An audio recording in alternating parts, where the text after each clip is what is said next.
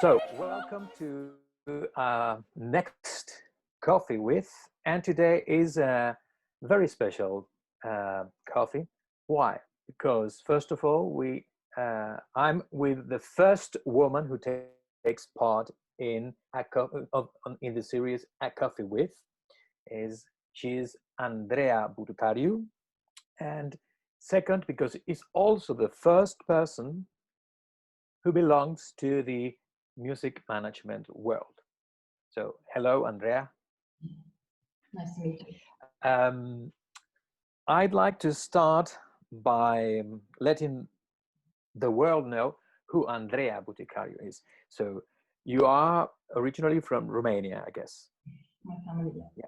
Myself. So, could you tell us a bit about your origins and how you got into the music world, apart from what I've read on the internet? I mean, coming from you. There was a wish in the family for children or two of us, to be involved with music and to study music. So, we were sent to a music school quite early. It was integrated also in the normal system, so to speak, which was ideal. So I started as a pianist and then second as a violinist, and that's how I continued. Moving on to Canada, I also had the luck to find another integrated school where I could study both at the same school and not having to travel from one institution to the other. And it's just, one thing came after the other. Conservatory, university, diplomas, the whole thing, basically. Mm-hmm. And how did you end up in the management world? Music management, I guess. But in a way, I think it was meant to be, but I was also trying to find it. Unfortunately, it's not something that is taught at university. So I was quite very much at loss a lot of the times because I knew there was something and I didn't know what it was. So I spent a lot of times just trying to feel what is it that I'm looking for, and at some point when I moved back to Europe with the instrument, so it really playing, so to speak, and still ending my studies, I just had a moment where a friend of mine just mentioned other friends of his, and he said, well, isn't this something for you? So that's when it clicked, actually, and it came together with other events in that same year. So that's how I figured out this was the path, and I started looking. How were these first moments, beginnings of in the music management? Was it easy for you to settle down? And it was looking back, I would say it was relatively easy, but I think I was just very hungry for it. So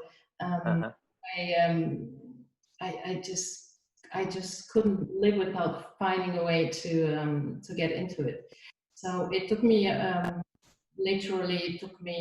I think 3 months from a moment when I started being active about it to the moment where I was offered a position. Many things happened in those 3 months, many back and forths, but yeah, in the end it happened, and I was shaken. I couldn't believe it, after 3 months that I actually managed. Mm-hmm. So you were a trained violinist, then you started the music management world, and what would you say are the main qualities of an artist manager? And taking into account that you are also a violinist, did it help being a violinist to manage other artists? It does, being a musician. It's a big question also. Do agents need to be musicians? I know great agents who have not studied music but have kind of breathed into it during the years, and they've learned, so to speak, with the profession. I think there needs to be a big opening of each person towards music and musicianship to understand who we work with if we haven't studied music in the first place. and after that, it's hard to define really. I think a lot of psychology, I would say, it's the first thing that is needed. Of course, the how to do and what to do and all these things, the hows. There is no school per se to actually learn the profession. So in a way, it's really learned on the base of apprenticeship. So just like you have learned in the past, violin making, for example, you know, with a great master. Mm-hmm. And that will define the kind of work you do, will define the kind of school you're coming from, just kind of like in performance, you know. Do you come from the German school? Do you come from the British school? Do you come from the American school? There are differences.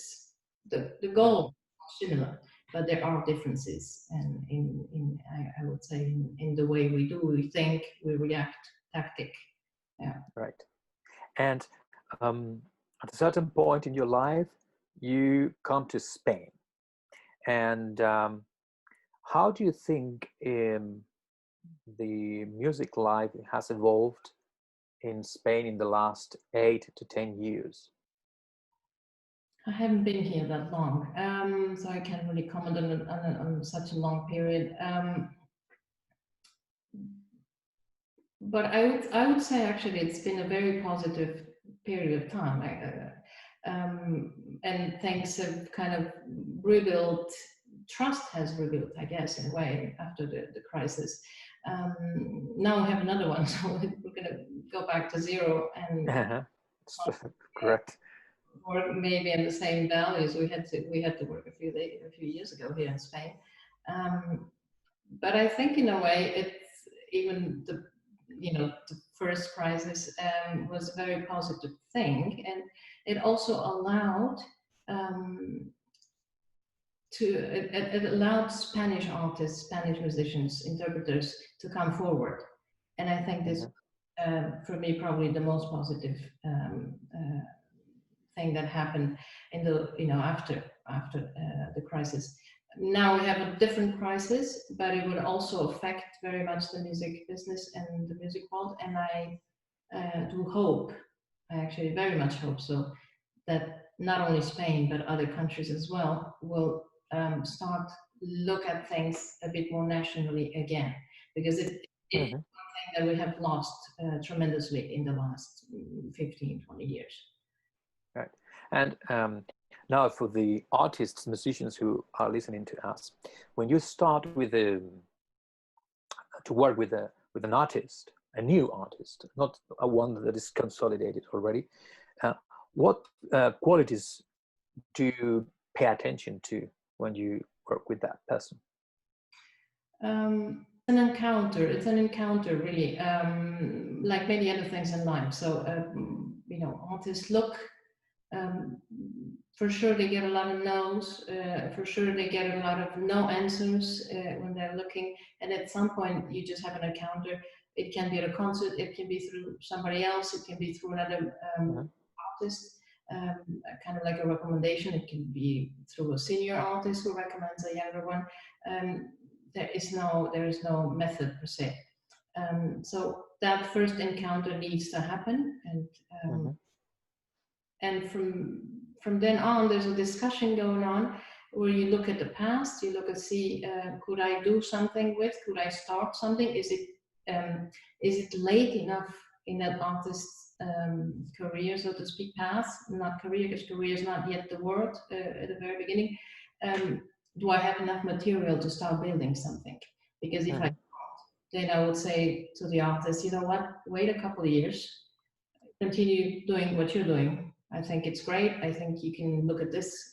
I would give a bit of advice of how to go on for the next 2 or 3 years, and then maybe start looking again. Personally, which is very important, we all realize, with experience and years go by, that there is a certain personal quality that matches the artists, plural, to their own agent. So if we look at different agents and we look at the list of artists, we will feel a certain similarity character-wise in the artists.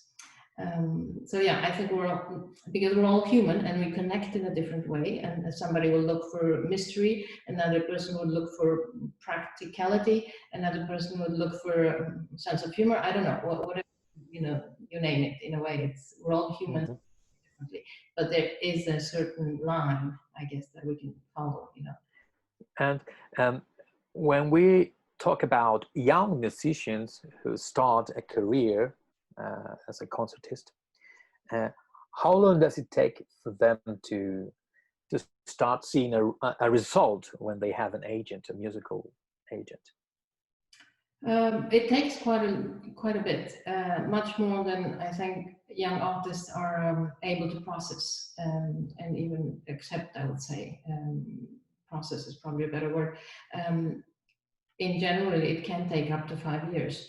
It can take less if there's a bit of luck involved, if there's a lot of charisma involved.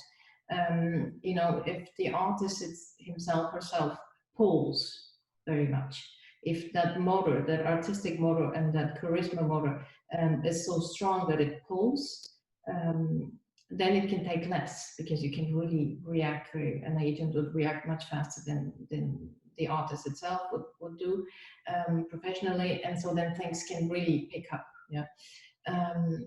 But it can really, it can also take up to 5 years to see a difference. And you never know, really. I would say 5, but sometimes it can also be longer, depending on. Yeah. In the times of coronavirus, there's been a lot of digital concerts, and the music society, so to say, or the music world is divided into those who are for the digital concerts, for those who are against, because they argue that musicians shouldn't play for free. And on the other hand, we also have musicians that have been participating in this digital concert. For instance, we have a Facebook page called Music Without Quarantine, where we started such a thing. And yesterday in the magazine The Strad, violinist Andreea Butucariu, who's also participated in Music Without Quarantine, he spoke about the importance of the digital concert, but also the importance of the concerts, the real concerts, so to say, for society and for the musicians as well. What's your opinion on that? I think here we can mix things up a bit. The way, in a way, the same way that the discography or the label world, the recording world, has done with the digital material. In order to push it forward, I think there was a mistaken message to the outside saying this is the future, which meant by definition that the CD will disappear, which meant by the definition that the recording, the physical recording you can have at home will disappear, and that never happened. Right. Not only never happened, it will never happen. And so the same thing happens here with live concerts and digital concerts.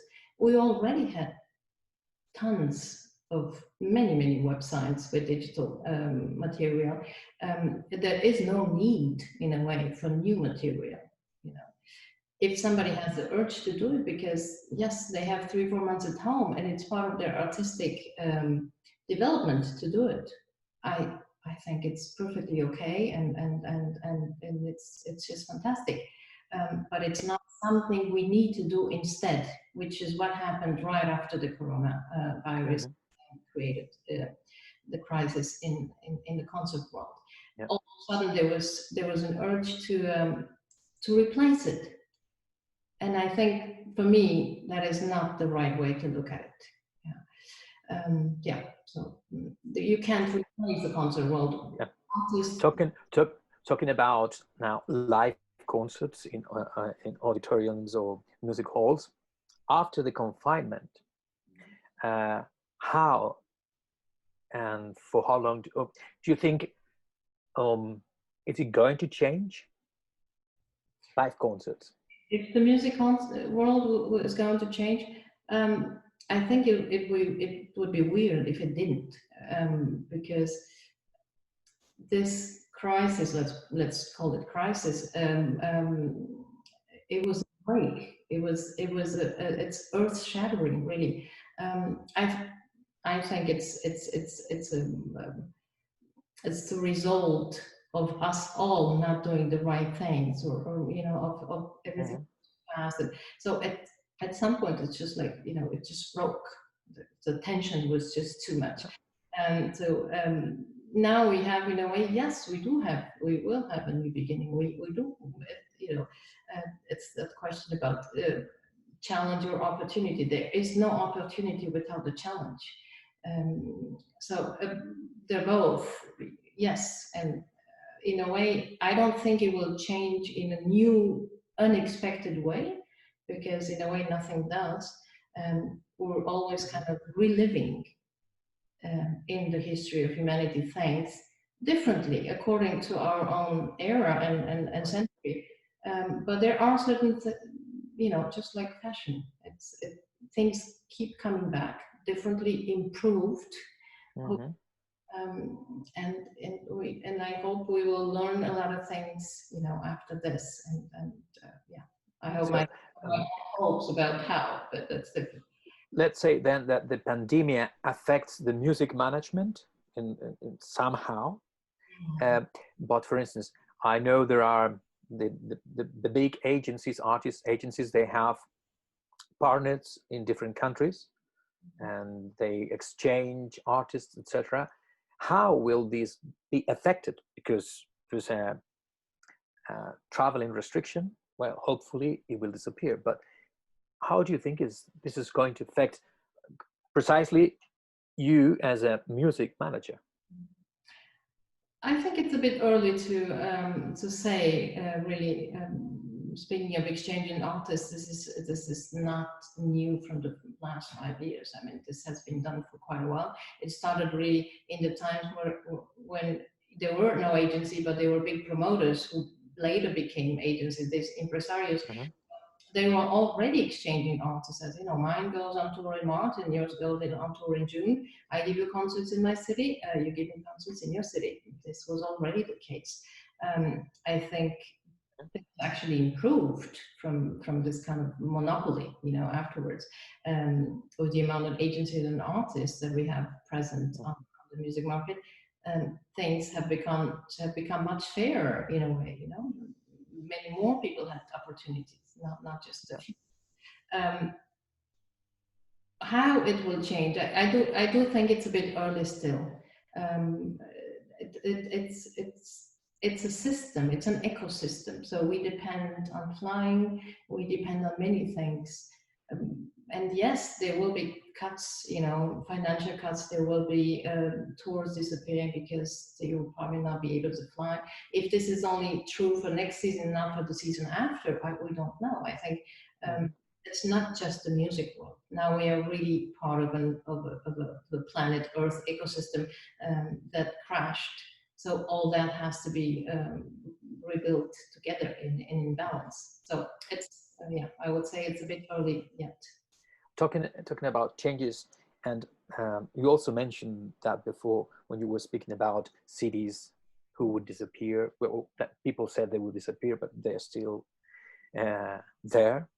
Um, you are, as far as I know, the manager of the label Music Sonus, correct? Um, and this is a very interesting question for me because, as you see, I have a big collection of CDs, so I'm a big CD collector. Um, so, but let's say decades ago, CDs were very popular. It's true for certain things. For instance, I've got friends that said to me, "Do you still buy CDs?" So I do, but not everybody does. So what's your opinion about how the market of CDs will evolve in the future? Um, I don't see a big impact right now on the city at this very point. I really don't. Um, and then there's one important thing. I think the CD recording, the physical product, it is very much connected to the live concert. The more an artist plays live concerts, the better the CDs are selling. And of course, the better the CDs are selling, the more you will play. You know, it's a wheel. One thing, one hand washes the other. Like Yeah, this is one of the issues. To what extent a CD is more a promotion thing rather than something people listen to? I mean, as an artist, if you have a CD, this is a way also to promote your work, and it also makes easier, I guess, the work of a music manager. Yes, it's a business card of the moment. That means, in a way, that business cards needs to be renewed, because you can only go back to the same person with the same business card so many times. You can do it, they can read it in the press, they will hear it on the radio, and then that's done. You can't go too fast. You can knock again on the same door for a while.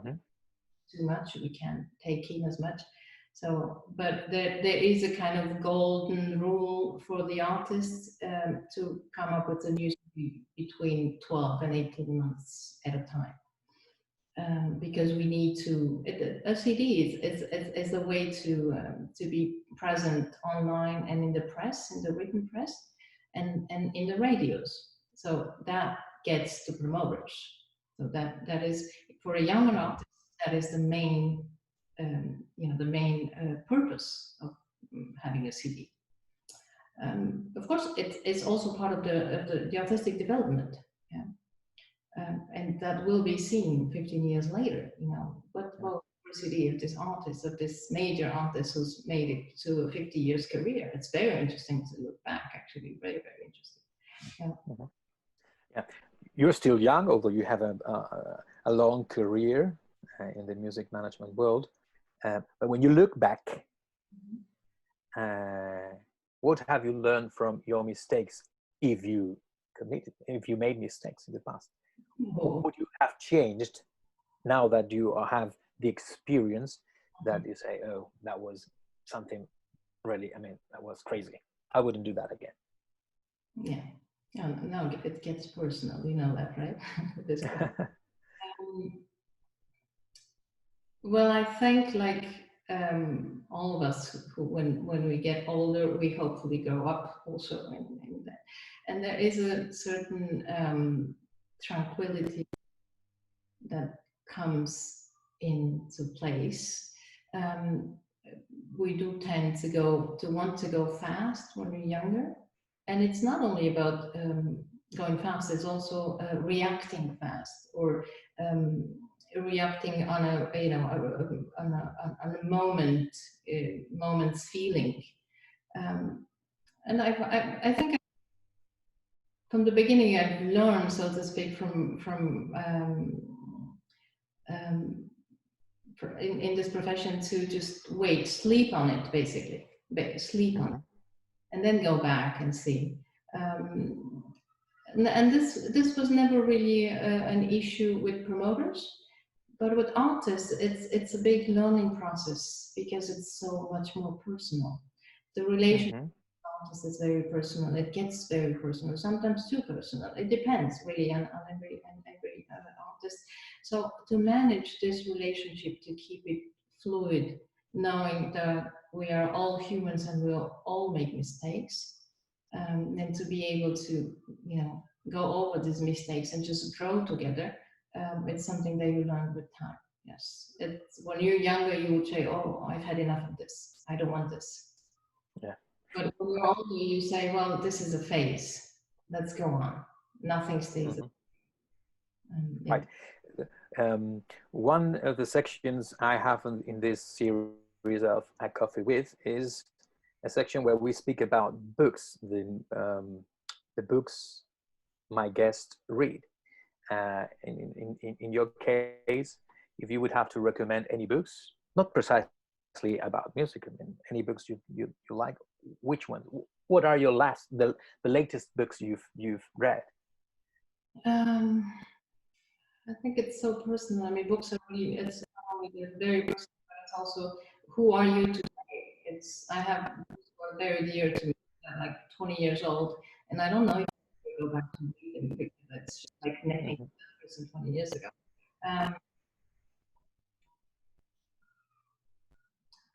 One of the latest I heard is Mozart's librettist's memoirs. Lorenzo da Ponte. I thought it was interesting. I would have expected maybe in a way, in certain ways, much more, but it's beautifully. And yes, it was something interesting that we would have in the first place, maybe even as musicians or even as managers. But even as a manager, it was interesting to read because the kind of office who's been able to manage itself as well in a positive way over the years and make a path. They're very rare, actually. They are quite rare. So it was interesting those times to see, Mozart didn't have that, for example. But Da Ponte had talent for it, I think. So that, yeah, I think it's an interesting book too. Right. And this is a tough one too, because it's hard to choose. If you would have to recommend a recording, this typical question, what would you take to a desert island? Which recordings do you think they are worth listening at least once in a lifetime? I don't think I can get one. I think it's impossible. I am a big fan of the older generation of the oldies, if you want to call it like that. I am. So in a way, if I keep CDs, normally, talking about high and company, let's put it this way, in that generation. So yeah, I always go back to them. I listen to a lot of CDs, but the question is to which Tchaikovsky trio do you go back? Yes, I do go back to the High-pitched version, and Rubinstein. Yeah. Right, I understand. And last but not least, anyway, another section of this Coffee with series is I took it from a very old interview from Bertrand Russell in the 50s, many years ago. He was asked whether he would have a message for someone in 100 years' time. Or I can't remember, I think it was in 1,000 years' time, so a long period of time. So let's not go so far. In this case, imagine someone from 100 years from now would watch this video and is listening to you. What kind of message would you have for that person?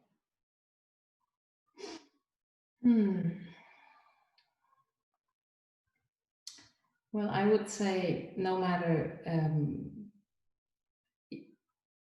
I would say there was one thing that will not change over the years and over the centuries, and that is human values, empathy, love, respect. These values will not change. It doesn't matter if we're talking about CDs, digital world, streaming, and so on and so on, and we're going into and much further than digital photography, whatever. So I think we all need to always come back to that. It helps in every single respect, humanly, professionally as well. Right. So Andreea, thank you very much. I hope with this short coffee conversation, people would get to know you a little bit better. I know the work of a music agent. You music agents are known within a very limited world, the artist world, but for people who don't really, well, I would say people who don't belong to the music world, the music agent is anonymous, and you are not seen. There's someone who's behind the scenes, so to say. But I hope with this little interview, people know that you are also a human being, and that you have a life, and it's not only business and managing artists. There's more to it. Thank you very much.